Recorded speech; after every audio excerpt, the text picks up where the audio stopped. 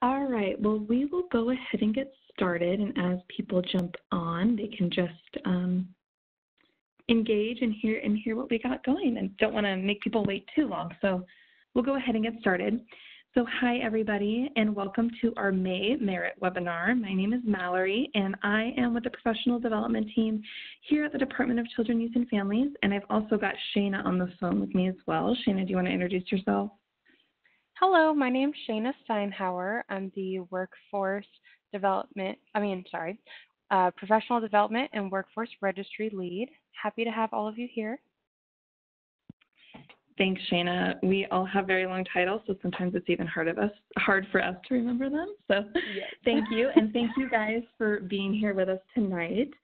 Tonight, we're really going to be focusing on a couple things related to finding and recording training.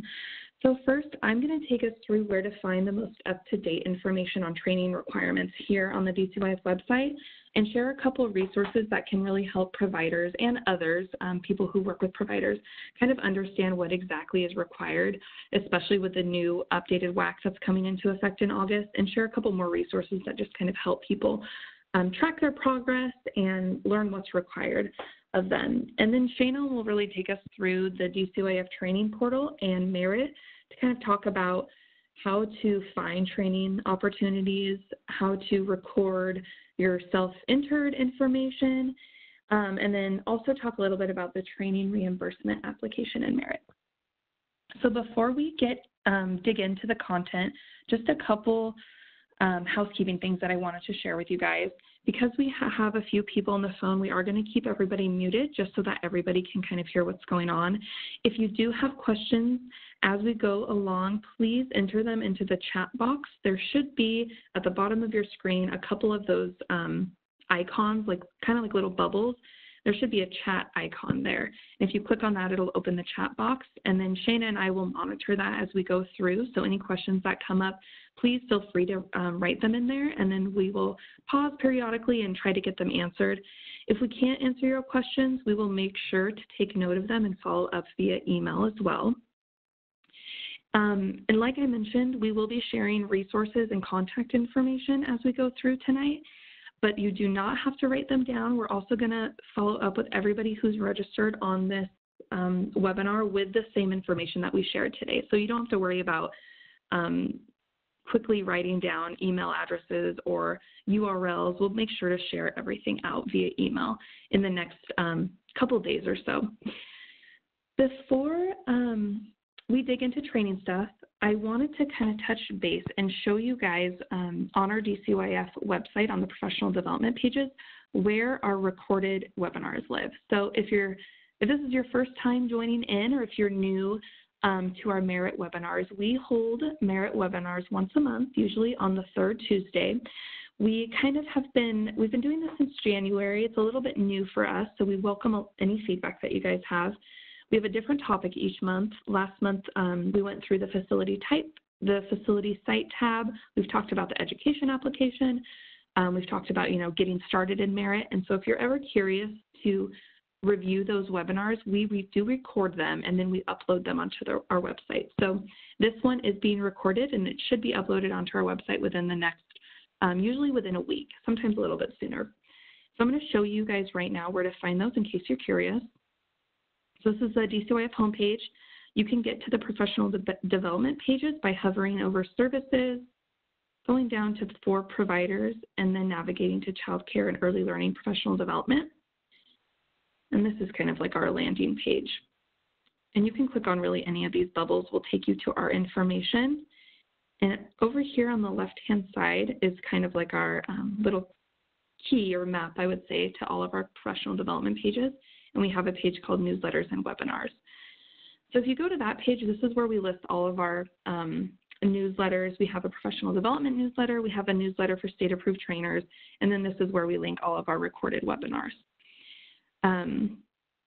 We have some contact information here too for Marlene. She's our communications, community engagement coordinator on our team. Any questions about accessing this information can be directed to her.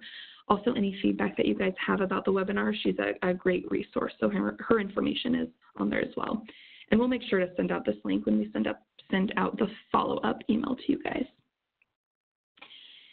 So let's get started, and I am going to go back to our I'm going to go back to our main professional development page, and I'm going to show you guys where you can find information on training requirements for specific roles.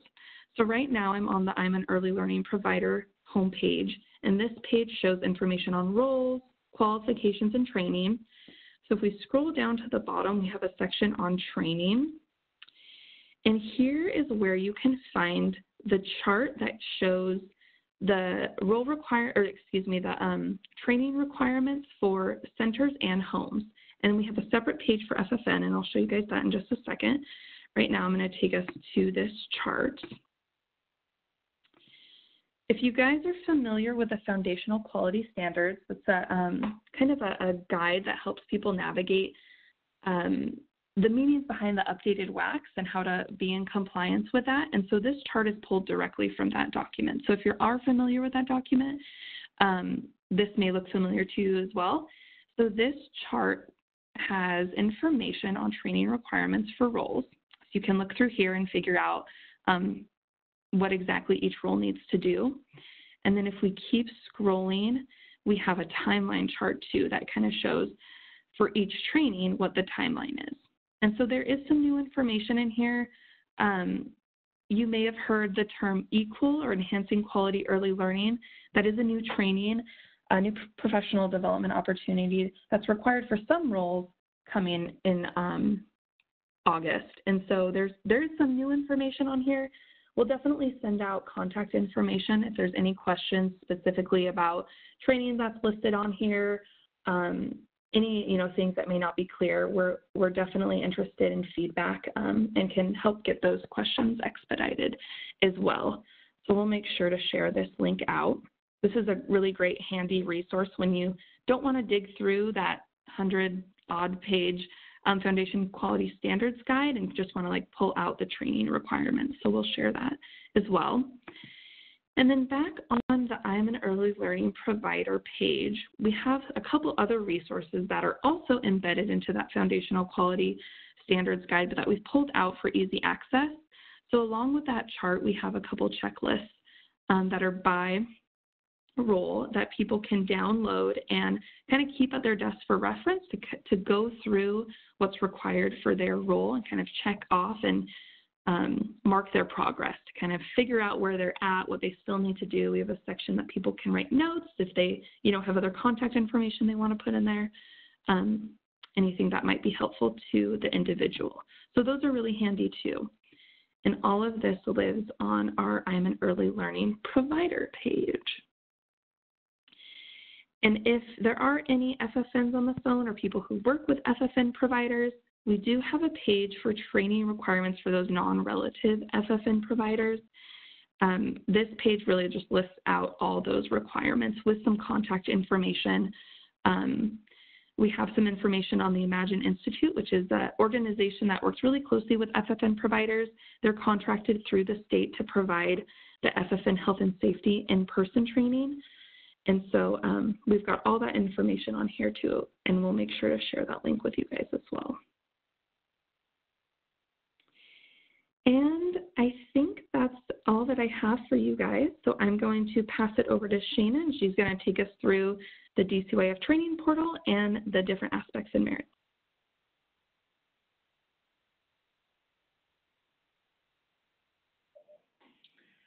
Okay, so let me pull up the Merit website here. One moment.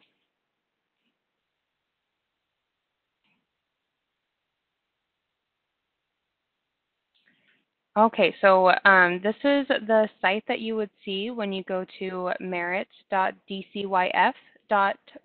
So we're going to go to the sign in or register. And then I'm using a test site today so that I'm not sharing anyone's personal information. Let me just log in here. One moment.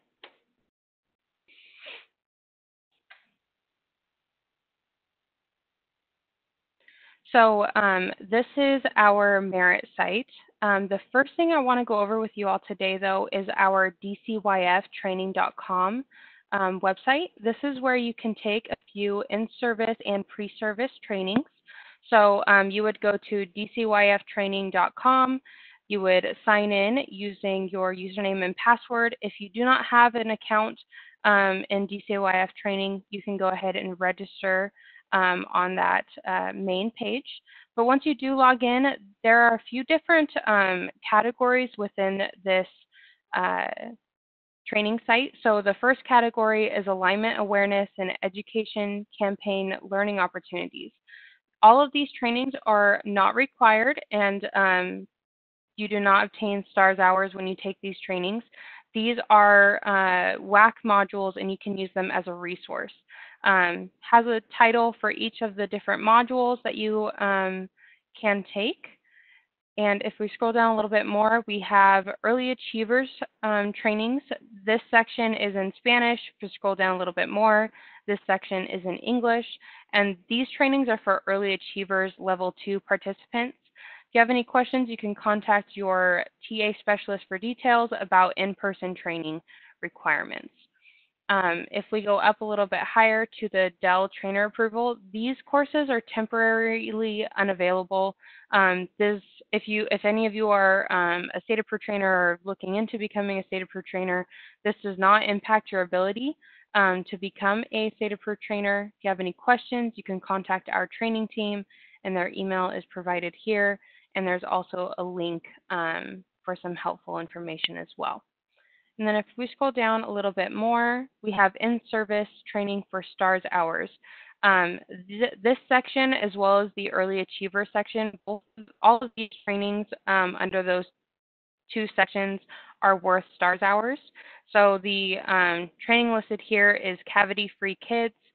You can receive STARS hours that apply to your in-service training requirements for licensed early learning providers. Then if we scroll down a little bit more, this is the required training section. These courses are required for early learning providers. No STARS hours are awarded for these required courses. Childcare Basics may meet the requirement for some of the courses below. Please check the course description. So in a little bit, I'm going to show you how you can enter these trainings into your account, because some of these trainings are self-entered trainings. The two trainings that are not self-entered would be the electronic attendance training, as well as the DCYF approved health and safety for non-relative FFM providers. And I'll show you where these two trainings live. And once you complete this training, your information will be added to a roster, which means that the training will then reflect on your Merit account. But for all the trainings above, these are self-entered trainings. So if you were to go to your Merit account, once you log in and you click on the Professional Record tab here, it will take you into your Professional Record page. So if you scroll down to the Health and Safety Information section, which is right here, you'll see that there are a few trainings already added, and if you see verified, that means that a licensor or a Merit administrator verified your training. If you see confirmed, then that means that your employer or someone else that has access to the Facility Site tab confirmed your health and safety training. So to add any trainings, you would click on this button here. And then under training type, you would click on this, and this drops down different training options for you. So all of these trainings are not going to be listed on that DCYFtraining.com website. Some of these trainings you'll need to obtain by contacting your local agencies, or you can ask for ideas from your employer on where you can locate some of these training options.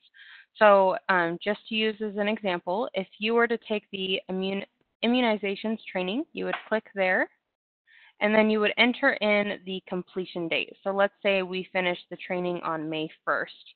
And then what we would do is we would hit save. And that is now reflected on our Merit account. Something else that I want to share with all of you today is there are a few options listed on our DCYF website. So if you were to go to dcyf.dell.gov, wa.gov, and you go under hover over services, hover over for providers, and then you click on early learning providers. You're going to scroll down and click on the Healthiest Next Generation Initiative. So we'll click on Read More. And then this gives you a little introduction on what the initiative is. But if you click on Nutrition and Physical Activity Resources, there's a whole list of information on this page, but there's also some free trainings that are worth STARS hours right here on the top section, as well as just helpful resources, toolkits for early learning and school-age programs. So I just wanted to let you all know about these different resources and trainings and toolkits that we have on our website. And these trainings are not self-entered. Once you complete the training, your STARS ID number will be added to a roster, which means that the training will then populate to your merit account. Okay, so now we're going to go back over to our merit page. So if we scroll up to the top, we'll see this Find Training tab. So if we click on that, we'll have 3 different options. We'll be able to locate trainings, trainers, or organizations. First, we're going to look at this page here first. So there are a variety of options and fields that you can fill out when looking for a training. We have training title. If you have if you want to take a training for, within a certain date, or you've heard about a training and you're attempting to search for it so that you can register, you can do that as well. You can search for a certain state of trainer or organization. There are different training delivery methods. So there's classroom, in-person, self-paced, online, or hybrid, which is classroom and self-paced. So depending on what would work best for you, you can filter between those different options. And then under training type, we have the attendance system training, which is the electronic attendance training. There is childcare basics, annual continuing education training, and the school age basics training.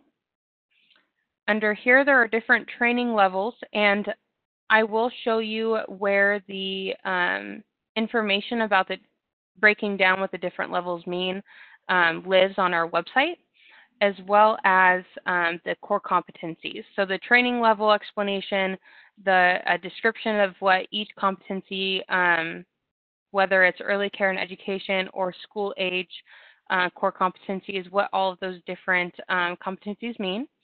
We also have different training languages, so you can see if there's any options for your language listed there. Session length, all the way up from 1 hour to 10 plus hours. You can also search by your city or zip code. So if we were to search for a childcare basics training, hit search, and it's going to show you different options. So there's 1 classroom in-person training available at this time, 16 online, and then 5 hybrid. And then if we go back up here, we click on this drop-down box and we choose annual continuing education training.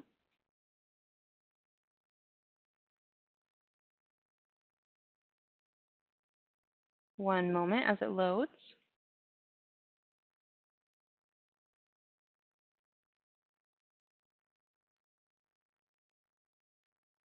Okay, so it took a little bit more time because there are quite a lot of different training options. So when you're looking here, you can see the training title, the dates, who is offering the training, whether it's the trainer or the organization. It's a classroom in person, where the location of the training is, the different competencies for the training, as well as the cost. So it looks like normally there'll be a registration website as there is here, but if there isn't one listed, there is a contact phone number of who you can contact, as well as the training type and training level. So just to give you an understanding of the different options, some of them do cost money, and the price of the trainings vary. But this is just a nice little resource if you need to, depending on your role, obtaining a certain amount of in-service training hours. So Now what we're going to do is I'm going to show you where the Core Competencies lives on our website. So if we go back to the main page and we hover over Services for Providers, and then we click on Early Learning Providers, we're going to scroll down and we are going to click on, oh, one moment, I apologize. We're actually going to go to Childcare and Early Learning Professional Development. And then we're going to click on Workforce Development. And then under here has Competencies and Frameworks. So if we scroll down, there's the Core Competencies for Early Care and Education Professionals. There is a link in English and Spanish. And then this is for child and youth development professionals or school-age professionals, and there is English and Spanish. And I would definitely recommend navigating through the different options here. There's great information, resources, and support documents. So definitely feel free to navigate through the website and see what is available. So now what we're going to do is we're going to go back to our Merit account, and we're going to click on Find State-Approved Trainers. This is really helpful if you ever take a training and either you didn't receive your training certificate, which it's just helpful to have that on file just in case. Our state-approved trainers do agree to enter in your information within 30 days of the completion date of the training. There are different variables that happen, so make sure that you have that certificate, and you can search for a trainer using this option. So if we were to just click on search, there's going to be their email, their phone number. There's also different types of trainings that they offer. So this is just a really great resource if you ever need to locate someone's contact information or you're trying to identify trainers in your area, as you can search by city or zip code, as well as training language and training types. And the same can be said about the Find Associated Organizations. You can do the same thing on this page as well. So now what I'm going to do is we're going to go back to the My Record page. Actually, I do want to pause here for just one moment and see if we have any questions so far. It doesn't look like it. So okay. If you do have questions, feel free to write them in the chat box as we go along. Perfect. Okay, I'm going to keep moving forward. We want to make sure that we're providing you all the information that you need. So if you have any questions, you are more than welcome to enter those into the chat box. So what you would do to locate your in-service training hours is you would go to the My Record tab, and then you would click on the Professional Record. And what you're going to do is you're going to scroll down all the way to the bottom. So this is where the state-approved training history lives. So the first section is your initial basic training. This is where your childcare basics, your school-age basics, or if you did meet the requirements for an educational exemption through your education, it would live here as well. Then we have the annual continuing education training section. So there are a few different ways that you can obtain in-service training. So you can obtain it through taking a training from a state-approved trainer.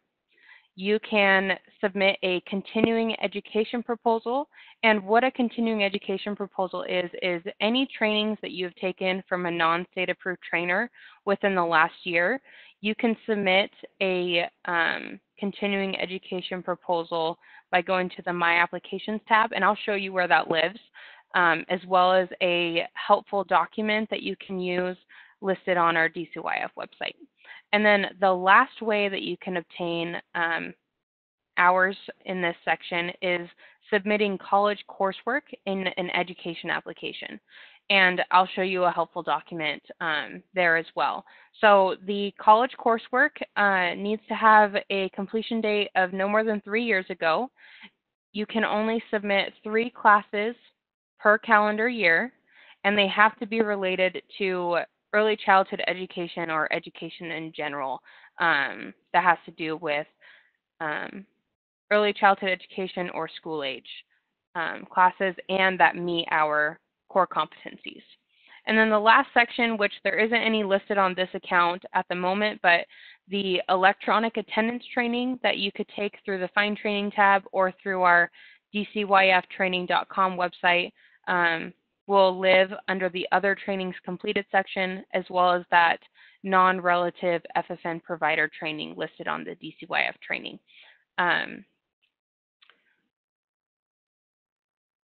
So what I'm going to do is I'm going to go to our website real quick, and I'm going to show you where that support documents live that I was referring to.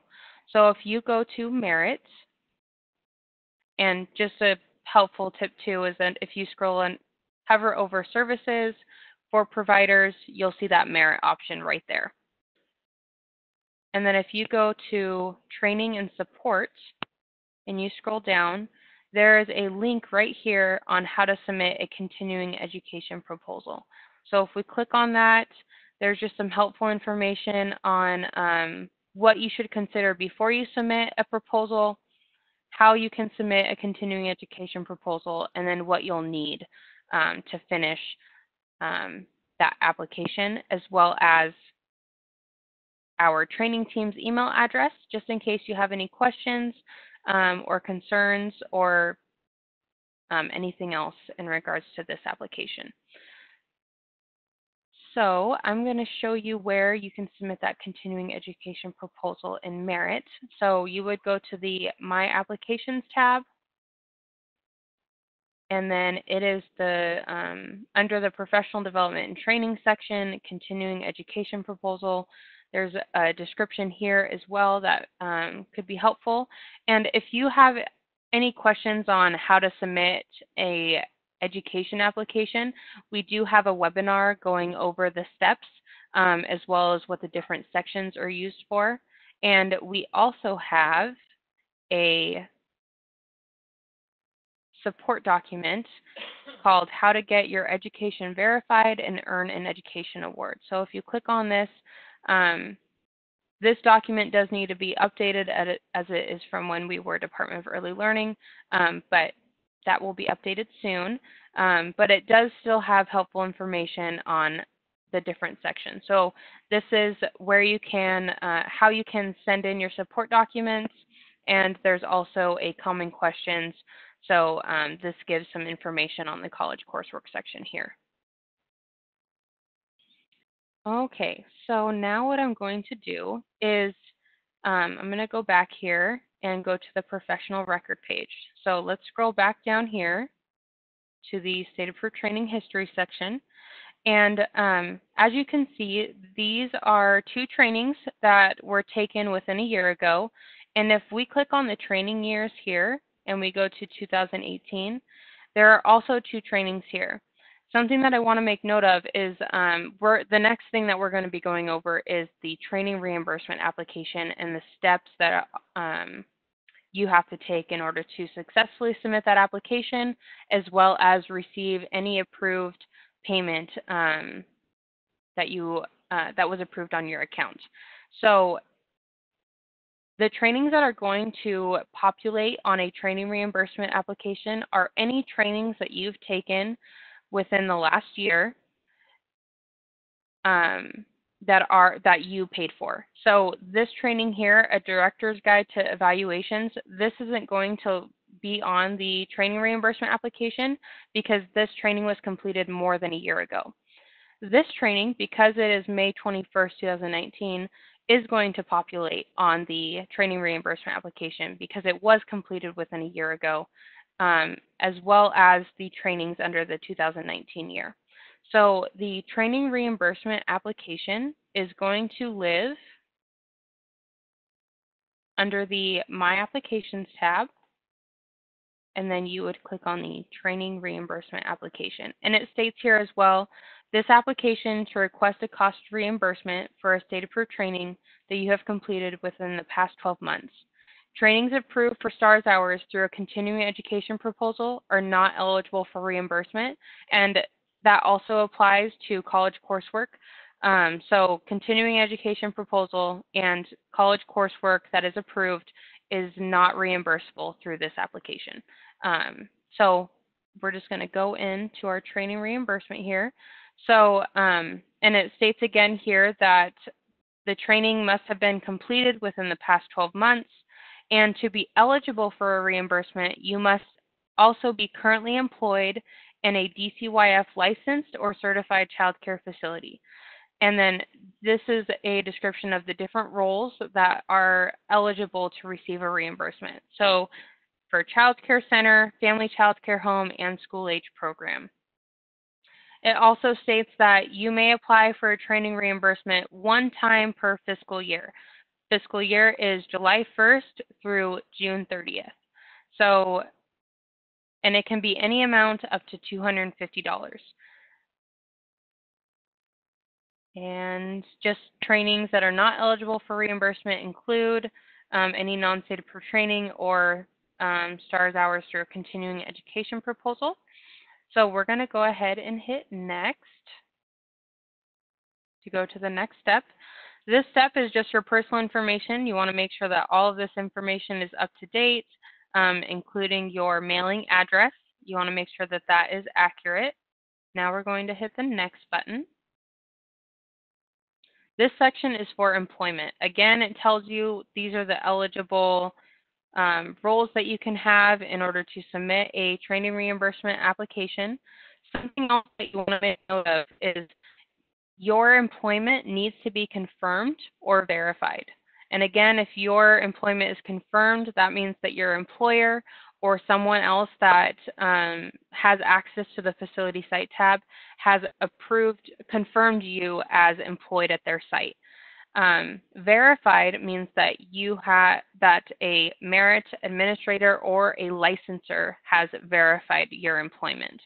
So as you can see here, this person has two different roles. One is an assistant or aide, and one is a program supervisor.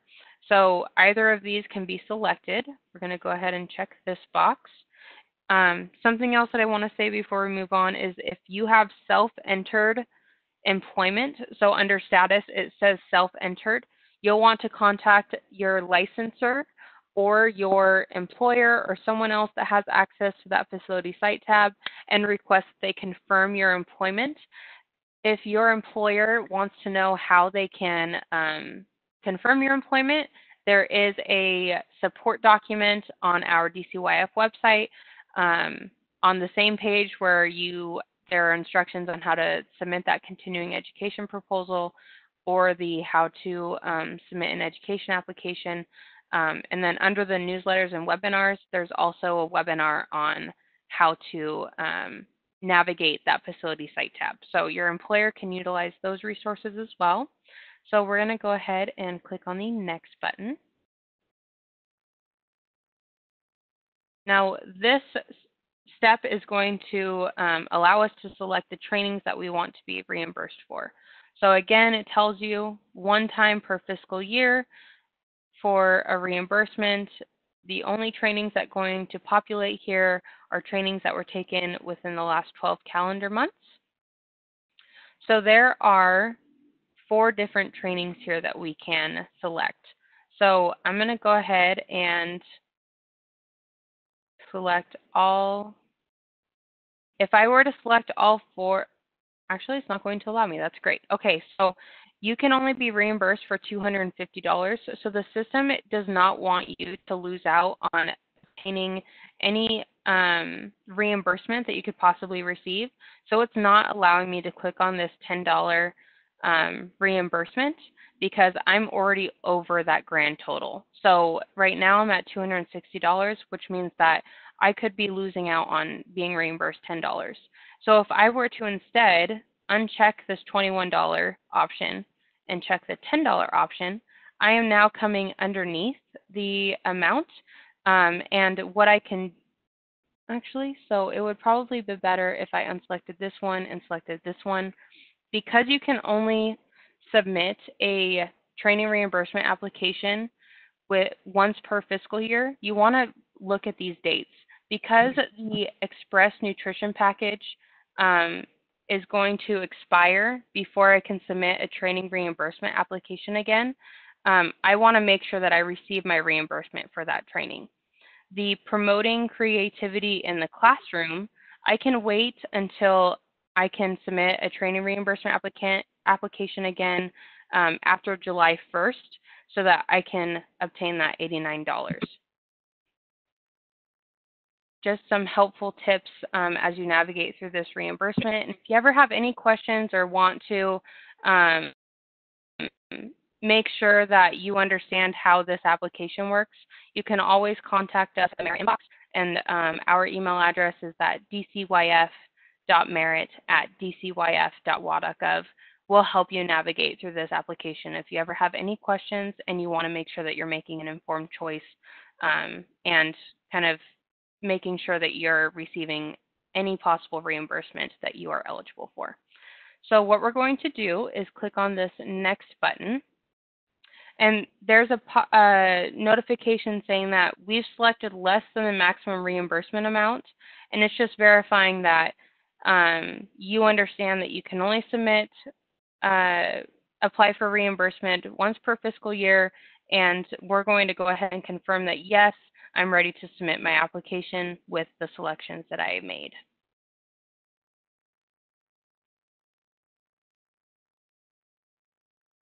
And then this is just to review and submit. So it's going to show our employment, the trainings that we selected, and that we're going to be reimbursed, or that we are approved to receive $181. So I'm going to type in my first and last name, and we're going to check the I agree box, and we're going to hit that submit button.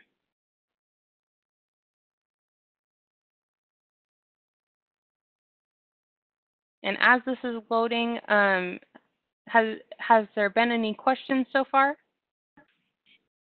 Nope, good to go. Okay. Okay, so now it's going to give you an explanation of what you did, and that there's going to be an email for instructions about receiving your reimbursement. So that email is going to notify you that you need to obtain a statewide vendor number.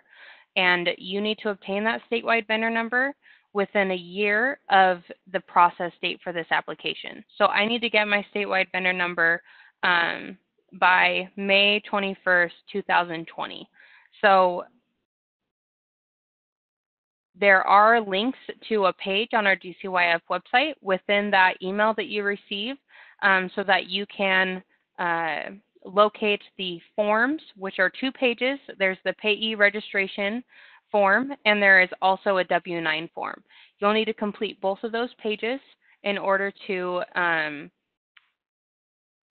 send in your statewide vendor number forms to our finance team. So let me see here. What you can do as well is you can contact us at our Merit inbox if you have any questions on where you can locate those forms, if you're unsure of where you can go to find those forms. And if you have questions about how to fill out these statewide vendor number forms, you can contact our tax reporting team, and their email is dcyf.taxreporting@dcyf.wa.gov. And as we said at the beginning of this webinar, we will send out a contacts list and resources list so that you have this information as well. So once you submit or send in by fax or mail your statewide vendor number forms, it takes 1 to 3 weeks to process those forms. And if your forms can't be processed due to an issue on the forms, our finance team will send you new forms in the mail to fill out and an explanation of why your forms couldn't be processed. If you have any questions or want to clarify why your forms couldn't be processed, you can contact the finance team. Their email address is dcyf.finance@dcyf.wa.gov. If everything goes well and you receive an email notifying you that you now have a statewide vendor number, where that's going to live on your merit account, so let's go ahead and click on the Done button here, and then let's go back to the professional record. Your statewide vendor number is going to live right here. So the number isn't going to be there as soon as you receive that email notifying you that you do have a statewide vendor number. It takes a few days, but if you ever want to check in, you can contact the finance team, or you can contact us and we can look into that for you. But once you receive that email notifying you that you have a statewide vendor number, you will receive any approved payment, for example, the training reimbursement that we submitted and were approved for. So you'll receive any approved payment within 1 to 3 weeks. And if you have any questions or you haven't received your approved payment within that time frame, go ahead and contact the finance team, or you can contact us at the Merit inbox. I'm going to pause here for just a moment and see if there are any questions. Nope. Okay, well, that is everything that I have to go over at the moment. So I'm going to pass the role back over to Mallory. And during this time, if any of you have any questions, feel free to type them in now.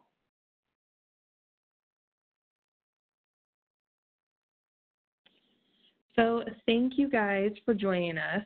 We had a short and sweet one tonight. I appreciate you guys sticking around and following along. We have our next webinar on June 18th. That'll mainly be for state-approved trainers. We're going to go over some information related to the state-approved trainer process, talking about the state-approved trainer tab in Merit, and a couple other things related to being a state-approved trainer. So if you're a state-approved trainer or you know state-approved trainer, please share this information on to them. We are also going to be following up, like I mentioned before, with everybody who was registered tonight with a follow-up email with all the links that we shared, the resources we shared, the contact information we shared. So don't worry about writing this stuff down right now. We'll get that to everybody who was registered. So in case you have peers or coworkers that weren't able to attend, you can, we'll make sure to get it to them as well, and you can forward the information along. If you have any feedback, we're more than happy to hear it. We'll put in our contact information for feedback. If there are topics that you're really interested in hearing about next, please do let us know. We really want these to be helpful for you all, and we're open to any kind of topics that will help you guys. So thank you so much for joining, and I hope you have a good night, and we'll hopefully see you next month. Have a great night. Thank you, everyone. Have a good night.